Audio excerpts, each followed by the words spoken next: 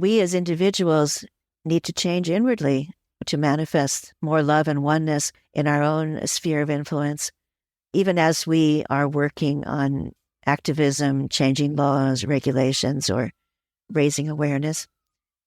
And that many stones sending out ripples in the water, that's going to eventually create collective change.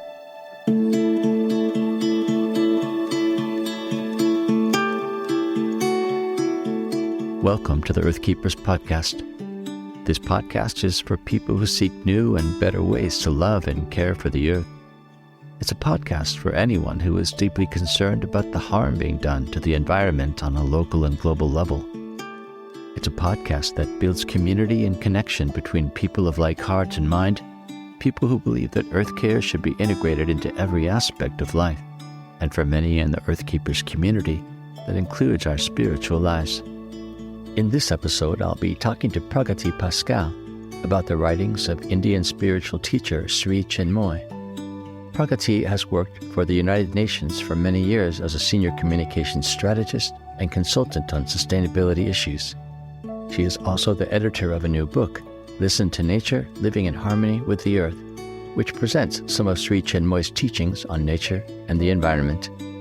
Welcome, friends, to the Earth Keepers podcast. Pragati, thank you so much for being on the podcast and for calling attention to this book, Listen to Nature, Living in Harmony with the Earth by Sri Chinmoy. I am wondering if you could perhaps tell us a bit about your life, your work, and in particular, how you've been committed to earth advocacy and creation care. Thanks so much for having me, Forrest. My life and work have been mainly on two tracks. In my outer career, I started working for the United Nations around 1978 and started becoming more attuned to world issues, becoming a global citizen. Then for the last 30 years, I've worked at the UN mostly on communications and media outreach on different aspects of sustainable development, everything from climate change and desertification to indigenous issues. And for the last maybe 10 years, mostly renewable energy.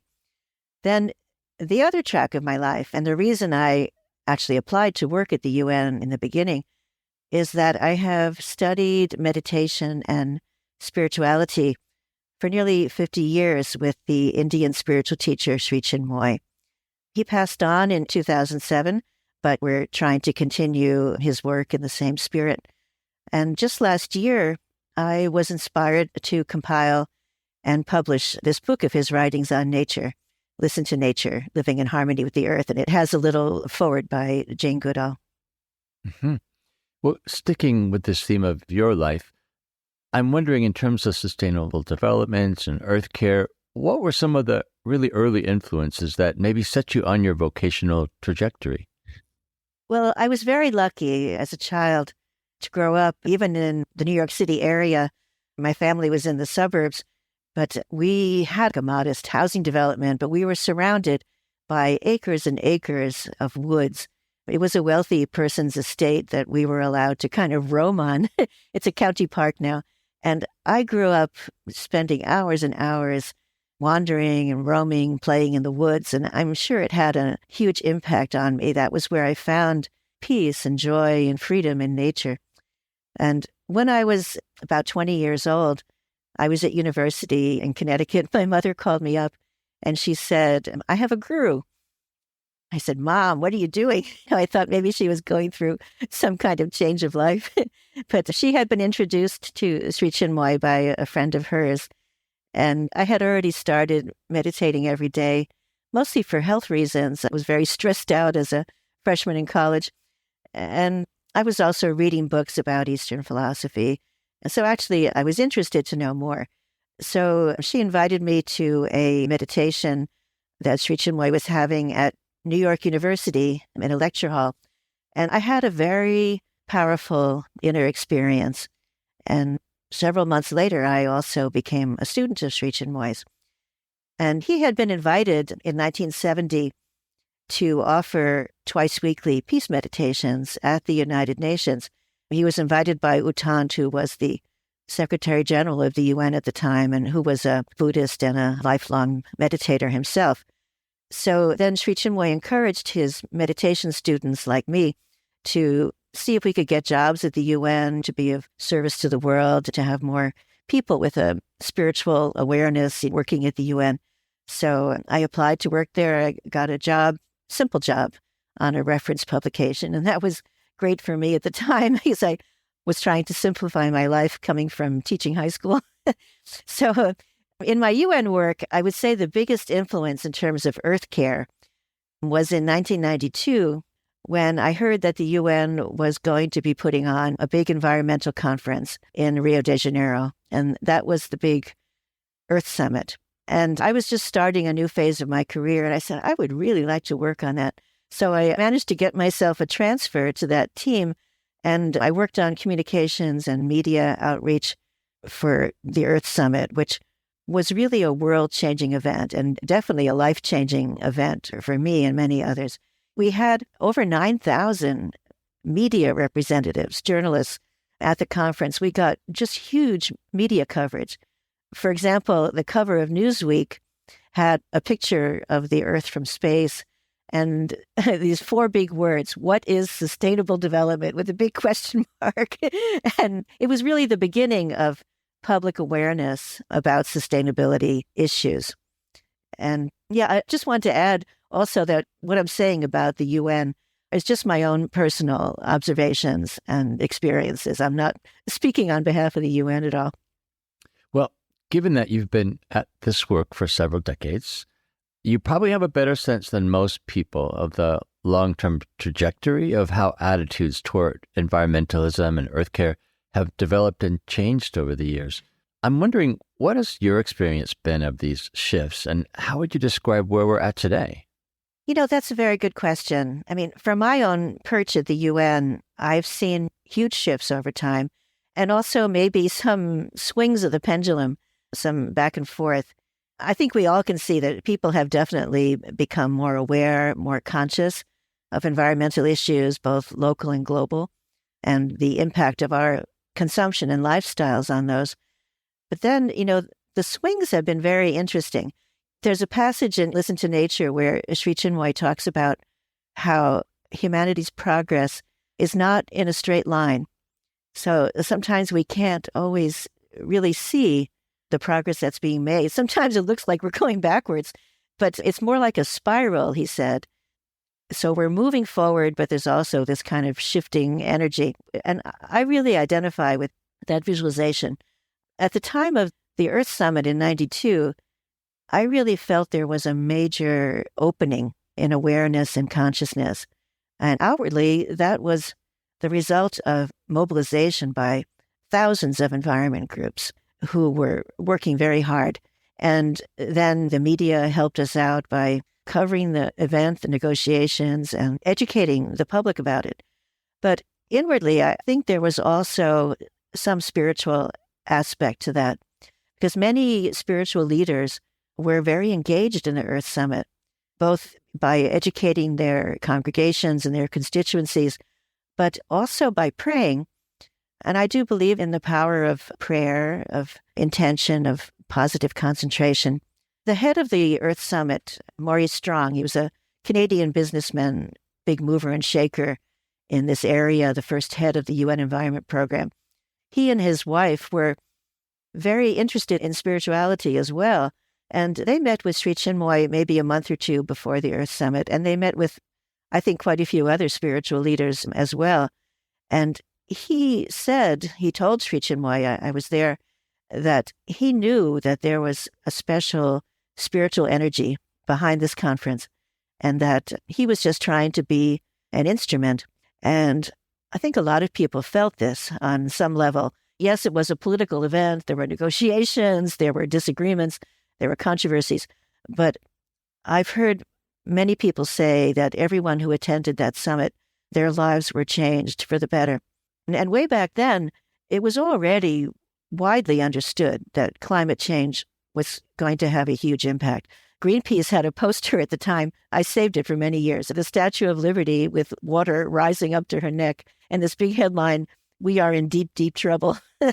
And that was 30 years ago, and we witnessed the signing of the very first climate treaty. So I thought, maybe I was a little naive. I thought there would be some major changes coming out of that conference. But then by some mysterious process, that opening sort of closed. And the UN process went on. The Rio outcomes where a commission was established and there was annual reviews and people reported on what they were doing. And yes, some things were happening, but it was nothing like what we thought would happen. And what was it? Was it entrenched interest, corporate money, government resistance, the forces of inertia? Probably all of the above. But people and governments in the developed world mostly went back to their comfortable lives and their other concerns. But the destructive forces that we had unleashed in the environment, the impacts of climate change especially, have become now so overwhelming and disastrous. The fires, the floods, the storms, that people can no longer ignore it. And it's impacting everyone. So everyone's concerned now. And COVID was another major disruptor that I think made people really rethink their lives and our relationship to nature. So I would say that now we have another transformational moment, another possible opening, when many people are seeing that maybe more fundamental change is needed, that we need to look more deeply at our own lives. Mm-hmm. Well, given that situation, your read of the world today, you're now urging people to consider the teaching of this well-known Indian spiritual leader, Sri Chinmoy. Please tell us about this man and why you believe his messages are relevant for today.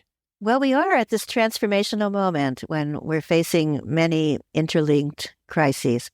When you watch UN meetings like the big climate change conferences, you see government announcements, there's commitments being made, but it's never enough according to what science tells us. So it made me ask myself the question, what will it take to spur the kind of change that is needed, the kind of action? I think a lot of people are asking those same questions. And many people, especially young people, are sort of despairing that any major change big enough can happen in time. So I turned to my spiritual background for answers. And I felt that others might also be open to looking for spiritual answers to those questions. And since Sri Chinmoy had been offering peace meditations at the UN for many years, he was often asked by government delegates or staff about how spirituality could help with the environment or with the political world. And I thought it was an important time to bring that message forward. And we recently joined the Earth Day Festival in Union Square in New York City. We had a booth, and people were coming by looking at things. And when we were talking, when you say that to heal the environment, we need to change on a spiritual level, so many people say, yes, absolutely, it's true.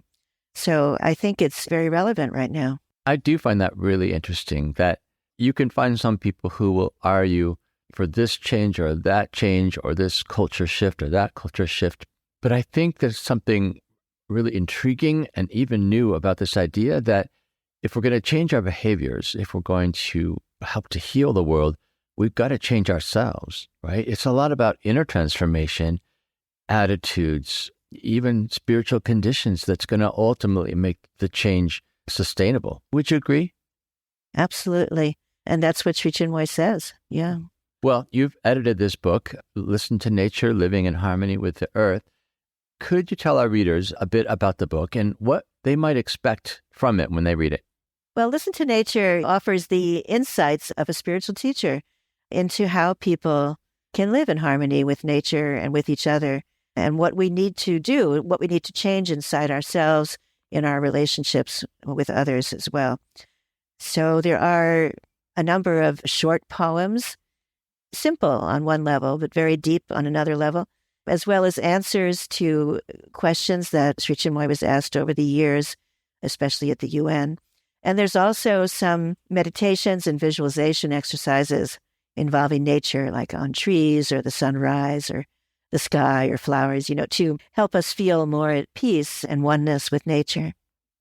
Well, you clearly value the teachings of this Indian spiritual leader, and I have to say that your respect for Sri Chinmoy is deeply and quietly reflected in the way that you presented his words in this book. And honestly, I think that has a lot to do with what makes it such a beautiful read. So I'm really drawn by the signs of your artistic presence in the book. So I want to ask, what has been the story of your journey with this man? And more specifically, how has his wisdom personally impacted you? I'm so glad that you're enjoying the book. The hallmark of Sri Chinmoy's writings is their simplicity and depth, their consciousness. And I tried hard to let that come through, to let the words speak, because they're very powerful words. And the design and the beautiful illustrations from nature from our design team are part of that experience of giving the words room to speak. The physical book is very beautiful, and there's something very compelling about it. I can't take credit for it. I really feel like some energy was behind this book. I studied directly with Sri Chinmoy for, over 30 years. And from the first time I saw him at that meditation at NYU, I just felt intuitively that he was a very high being, that he had that enlightened consciousness that I was looking for. What was most striking, he just radiated this peace and love. And no matter who he was with, and he met many people, political and religious leaders and athletes and musicians, and even just people in the street when he was out shopping or running, he just radiated this kind of love. He was seeing the divine in people, and that brings out the very best in people. We create so many problems for ourselves and for the world with our own minds and our wild emotions, our jealousies and insecurities and aggression. But all our problems have a way of clearing up when we can go beyond the mind and go into that deeper spiritual consciousness in the heart. And, I experienced that on a day-to-day level. I would come home from work, I'd be full of daily problems, and then maybe I'd go to group meditation with Sri Chinmoy, and we'd have real peaceful meditation. But then he'd also be telling these charming stories about how he ran in the middle of the night last night, who he met, and the songs he was writing, and just your problems would sort of clear up. And he also set such an inspiring example of how it really is possible to live a pure and illumined life, even in our crazy, mixed up urban world. When he came to New York in 1964 from India, he was taking the subway every day to work at the Indian consulate. He had a simple job there. But at the same time, he was meditating for many hours a day. And he set very high goals for himself in like every sphere of his activities. And it was so multifaceted. He was writing thousands of poems and composed over 16,000 devotional songs and painted over 100,000 paintings and drawings. And in sports, he was actually running marathons and ultra marathons, which is really unusual for a spiritual teacher, and lifting heavy weights. And it was quite a journey.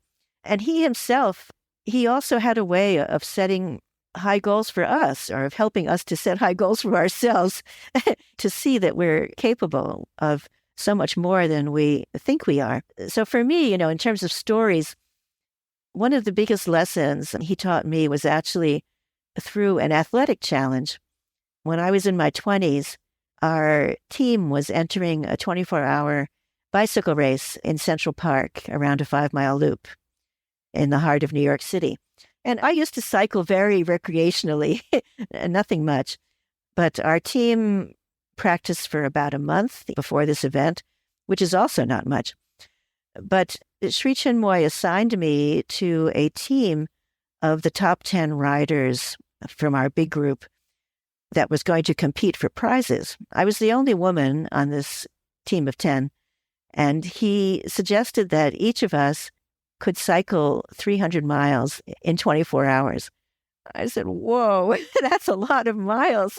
And we had a time trial a few days later where I tried to keep that pace, and it was grueling, and I was a little depressed going into the race. But the night before the event, we had a meditation with him. And at the end, he sort of looked at me, this twinkle in his eye, like, you're in for a very special experience. You don't know it. And sure enough, when I got to the park the next day, when I saw the banner for the race across the road, I just got this thrill, like an electrical current up and down my spine. And I got on that bike and I just pretty much couldn't stop. It was an amazing experience. And I tried to make myself receptive to this kind of spiritual force that was driving me, pushing me. And I tried doing some chanting and meditating, praying. I was really only focused on doing that 300 miles. I wasn't watching any of the competition or whatever. And then they would stamp you every time you came around the lap. And at the end of 24 hours, I had 310 miles. And then a journalist from ABC Eyewitness News came over with a camera and she said, "Congratulations." I said, "For what?" And she said, "Oh, you won." Oh, no. I was the first woman. I had this wave of gratitude. Like, it was beyond my wildest expectations. But it was a huge lesson for me that we're just all capable of so much more than we think we are if we can tap into that spiritual strength inside us. You know, Sri Chinmoy became quite well known among athletes for promoting this approach to ultra running and cycling and swimming. But a lot of that same philosophy applies to diplomacy and environmental activism and service to the world. We are, each of us, capable of being instruments of this spiritual force. And we need to be instruments. And he met so many people in the fields of diplomacy and government and religion. Many of them told us how touched they were by those meetings. His message was like, never give up, keep offering, stay positive, see the divine in others. I mean, it sounds quite corny. What can you say? You know, truth sometimes sounds very corny. But Sri Chinmoy showed me that it was really only a kind of love that transforms people. And it's actually hard to live that truth. It takes a lot of spiritual focus. Jane Goodall said the same thing. I met her through the UN. She talks about how we cannot really change people by criticizing them or by challenging them, only by touching their hearts. And she's a serious activist. Yeah. Yeah. I love that story that you told about the bike ride. And also, you're mentioning that he took the subway to work. I mean, oftentimes you think about gurus and spiritual teachers, you don't think about them in the midst of everyday life, right? Or maybe what we would call in our organization, earthy spirituality. It's like involved with the nitty-gritty of the everyday. And it's interesting that you use that subway image, because when I was reading the book, occasionally I would just sort of have this image pop into my head of sitting next to him on the subway, right? And just asking him questions, and he'd just give me these straightforward answers. We'd just be shooting the breeze. You did a good job of giving us a sense of his humanity, honestly, in the book. So I found that really refreshing and maybe surprising, just because we all have these stereotypes of what guru means and how they should present themselves, etc. Yes, he was very human. He told so many amazing stories of going out shopping, taking the bus down to Jamaica Avenue and interacting, bargaining with the different shopkeepers. And he used to go training for marathons in the middle of the night. He didn't sleep very much. So he had amazing experiences running in New York City in the streets at night. They were always really incredible experiences.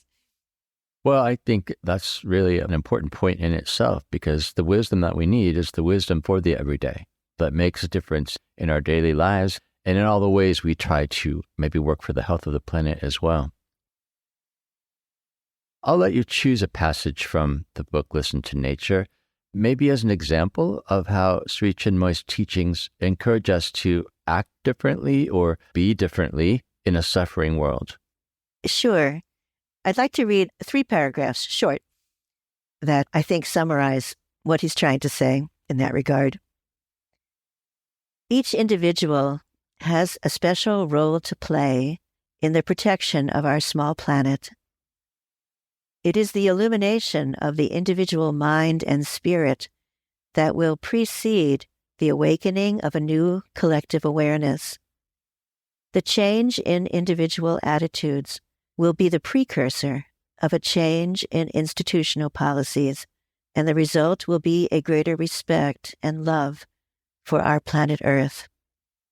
Mankind will survive everything precisely because God will not allow his perfection manifestation on earth to be a failure. But it is very difficult to impress upon others the necessity of respecting and preserving our Mother Earth. Everybody has to be taught through inner persuasion and outer example. Because we human beings see enemies all around us, because we are afraid someone will come and attack us, we use our money and energy to make ourselves powerful. To make ourselves powerful enough to fight our enemies, we cut Mother Nature into pieces and take her resources. As long as there is fear on earth, Mother Nature will never be able to fulfill her divinity. It is only when we no longer see others as enemies that we shall be able to keep Mother Nature intact. That's beautiful. What are the possible implications of that passage? What can readers take away from that? I think that we as individuals need to change inwardly to manifest more love and oneness in our own sphere of influence, even as we are working on activism, changing laws, regulations, or raising awareness. And that many stones, sending out ripples in the water, that's going to eventually create collective change. But the level on which we need to change is very deep.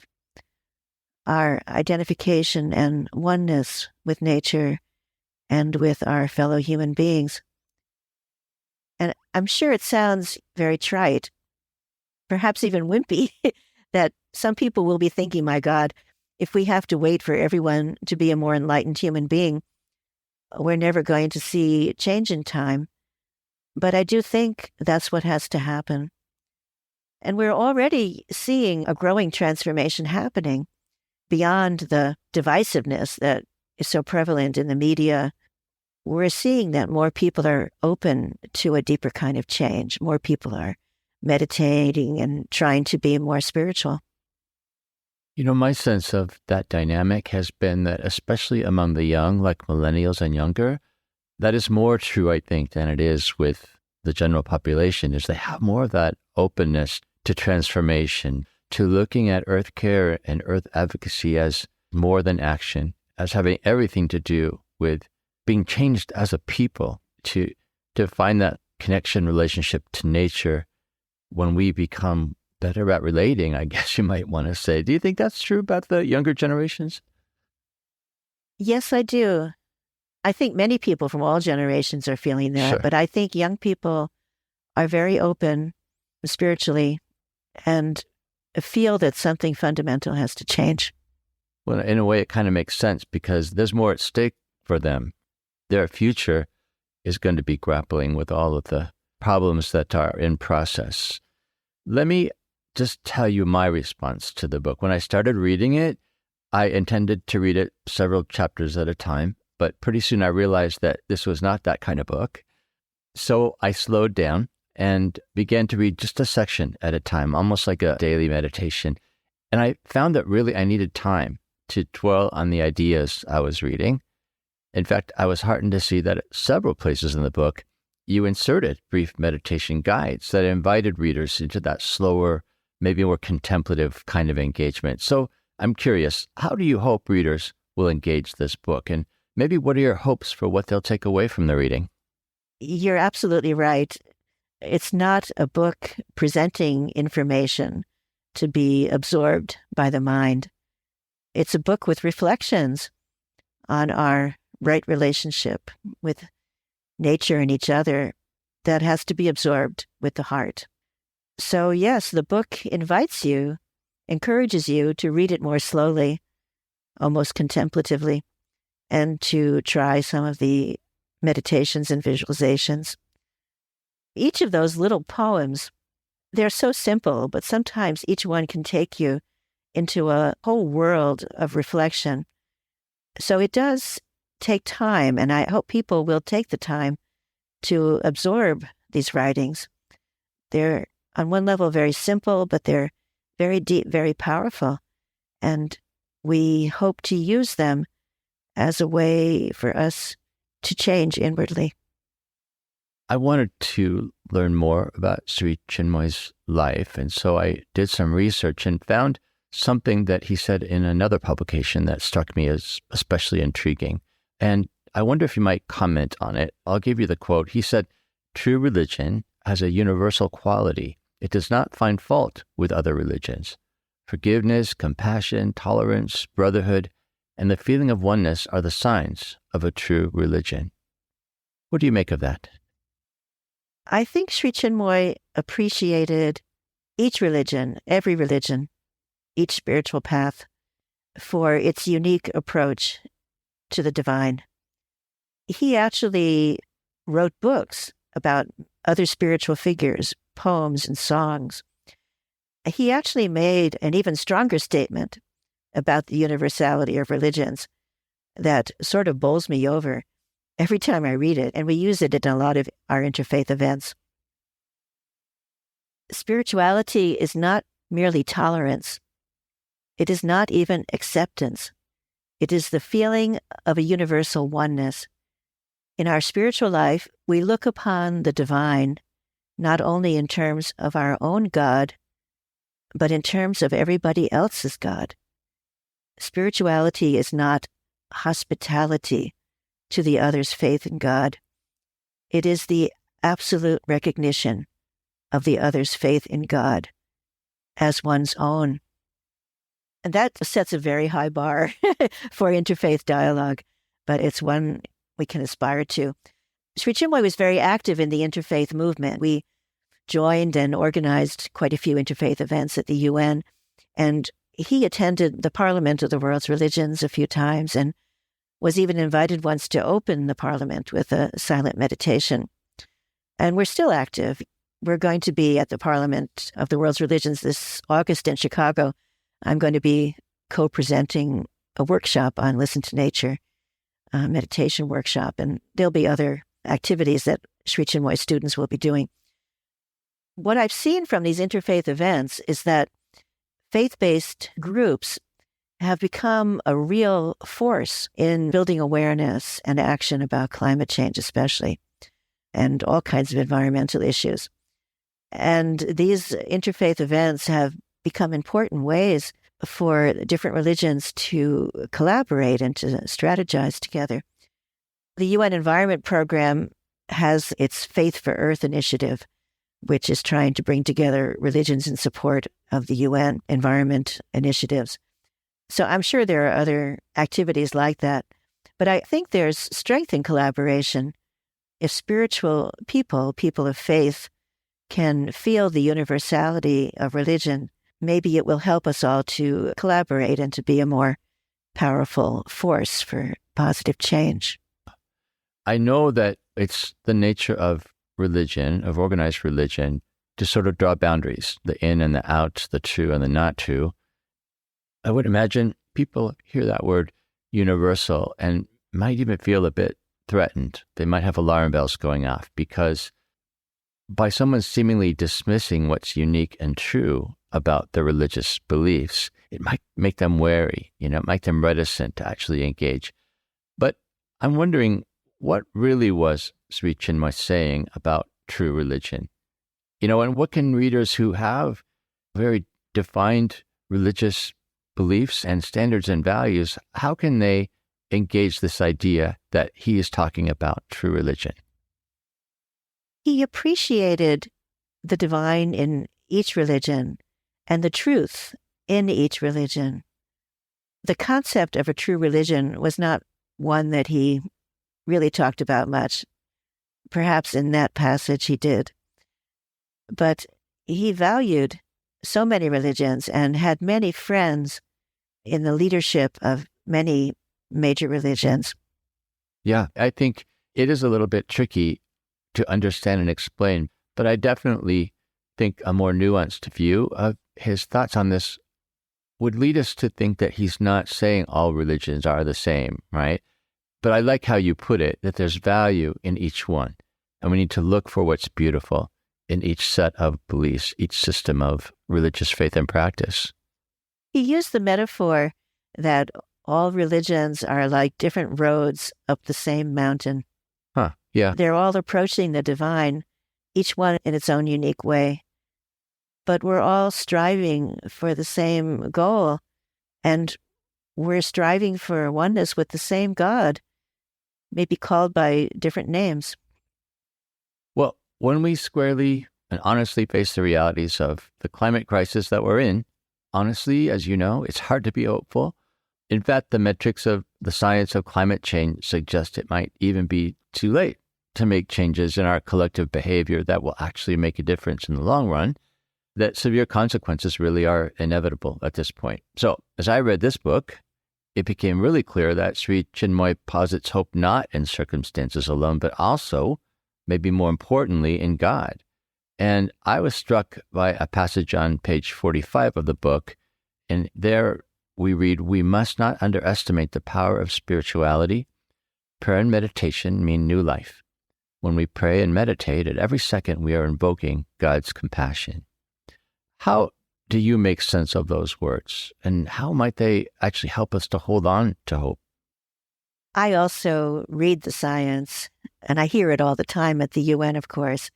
The reports from the IPCC are UN reports.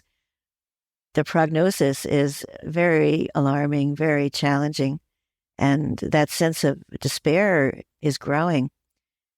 But it's actually the hopefulness of Sri Chinmoy's words that was one of the main motivations I had to publish the book. The words that you quoted, Sri Chinmoy said those in 1992, actually, in response to a question from Hannah Strong, the wife of Maurice Strong, the head of the Earth Summit. And she was asking, how could we still have hope when there's so much environmental destruction all around us? And I think he would say the same thing today, even though the destruction is so much greater. And in that same passage, that same question, he said that if we start treating nature with respect and caring for the natural world, that what has been damaged can be repaired. And there are many stories about the power of nature to heal and regenerate that would back that up. But you're right, for me, his most hopeful words are about God's role in the world. And this is my favorite. We are all God's creation. He will not allow his creation to be destroyed. Never, never. For years, we have been going through a very dark period. Sometimes we know that when the night is the thickest, then the bright dawn appears. Right now, the world situation is most deplorable. But this is not going to last for good. As a God seeker and God lover, I feel that very soon, and I'm not saying tomorrow or in a month or year or two, but in the near future, a new light will dawn and it will clear all the thick clouds that have gathered for years. So he's talking about integral peace, not just the absence of war, but the presence of harmony, love, and oneness. And I think that includes harmony with the natural world. I know it's very hard to believe that we'll ever have real peace in the world. But to me, it gives me a lot of hope that he saw that in our future. And another point, he said that with all the natural disasters that are happening, Mother Nature is trying to teach us a powerful lesson, like a mother, but she does not want to destroy us. So our rational minds may find it all hard to believe, but I have seen, and I do believe, that miraculous things happen all the time, things that defy rational predictions. People in situations are healed through the power of prayer and spirituality. When the Berlin Wall came down, it was a little unexpected at that time. Sri Chinmoy said it was because of the collective prayers of the German people. He had visited the wall shortly before that, and he had predicted that it would come down soon, but he said it came down even faster than he thought. It was just a small example of how collective prayer can make a real difference in intractable situations. So those very hopeful messages are a big part of what I was inspired to try to offer through this book, because the despair is growing, as you said, especially among young people, and it's not helpful. Despair disempowers us. At the same time, though, we're not saying that we're just going to sit back and pray and meditate. Sri Chinmoy also said that these positive outcomes require effort on our part, the effort to transform ourselves, to be more in our hearts and approach the world with love and oneness, and the effort to make positive changes happen in the world. He said every self-giving effort of every human being is needed to change the fate of this world. So hope is not a kind of passive wishful thinking. He said that inside hope, there's power.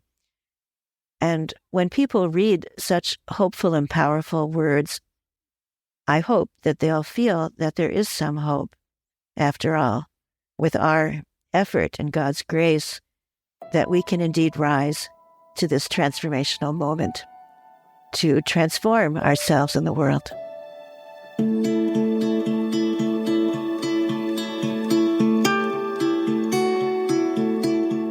We've been in conversation with Pragati Pascale about the new book, Listen to Nature, Living in Harmony with the Earth, featuring the teachings of Sri Chinmoy. For more information about things we talked about in the podcast, go to the show notes for this episode. I am Forrest Inslee, your podcast host. Our executive producer is James Amadon, and our producer is Dave Wolfers. Timothy Connor is our editor, and Forrest Reed is the creator of our original music. Our research assistant is Colleen Meggerly, and Jesselyn Gentry is our social media director. Thank you, friends, for listening, and please join us for our next conversation on the Earthkeepers podcast.